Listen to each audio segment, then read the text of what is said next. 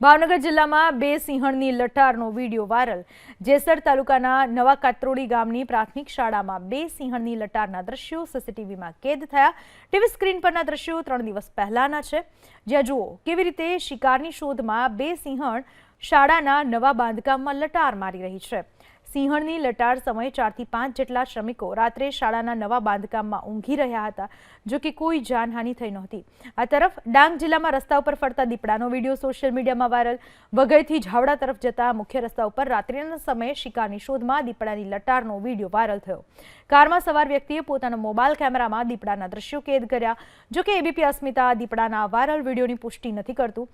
ગીર સોમનાથના પાતાપુર ગામે શિકારની શોધમાં આવેલ દીપડો કૂવામાં ખાબક્યો। પાતાપુર ગામના ખેતરમાં આવેલ 60 ફૂટ ઊંડા કૂવામાં દીપડો ખાબક્યો। વહેલી સવારે જાણ થતાં વન વિભાગની ટીમ પણ તાત્કાલિક ઘટના સ્થળે પહોંચી।